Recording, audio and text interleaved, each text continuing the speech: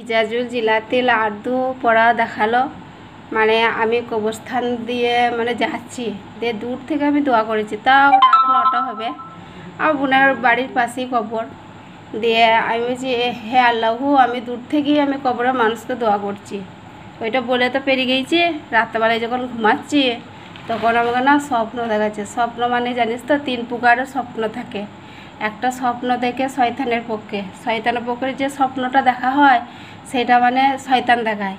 আর যেটা মনে চিন্তা ভাবনা করিস সেটা একটা স্বপ্ন দেখে, কিন্তু আল্লাহর তরফ থেকে যেটা দেখা হয় সেটা দুনিয়ার বুকে সত্যি হয়।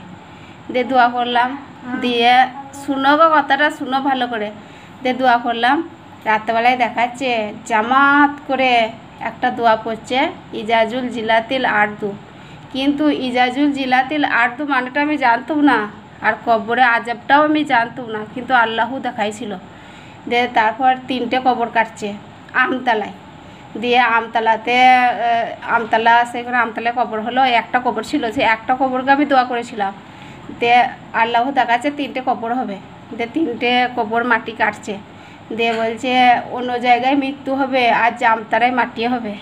বললো তো 1 মাস পরই যে আমতলা কবরটাকে আমি দোয়া করিলুম, ওইটা হচ্ছে জানকারির কবর, বিরাট জানকারি হোক। দিয়ে ওই জানকারি কবরটা যখন দোয়া করা হলো না, তখন ওর পাশে আর 2জন চলে এলো। 2জন হলো, আর একজন আবার পলাশটাকে আগে চলে গেলো। 3জনা মৃত্যু হলো। একজন মরলো দিল্লিতে মরলো, আর জামতারায় মাটি হলো। তা আল্লাহু বলেছিল ওই অন্য জায়গায় মৃত্যু হবে, জামতারায় মাটি হবে। তা হয়ে গেল।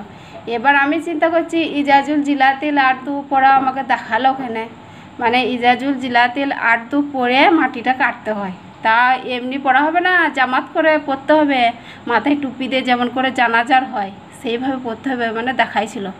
তাই ইজাজুল জিলাতিল আর্দু মানেটা আমি জানতাম না। এবার আজ আমি জানতে পেরেছি ইজাজুল জিলাতিল আর্দু কবরে প্রথমে একটা বড় আজাব আসবে। কবরে যখন বড় আজাব আসবে না, ইজাজুল জিলাতিল আর্দু পরে কবরটা কাটতে হবে, তারপর মাটি দিতে হবে। তাহলে সে ইজাজুল জিলাতিল আর্দু পরে মাটি কাটলে, কবর কাটলে সে আজাবটা আইবে না। তার জন্য ইজাজুল জিলাতিল আর্দু পড়া দেখাইছিল স্বপ্নের মধ্যে। কিন্তু এটা আমি জানতাম না, এটা কবরে বড় আজাব মাফ হয়।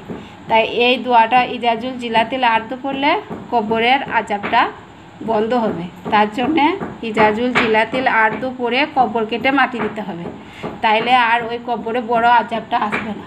এতদিনে বুঝলাম।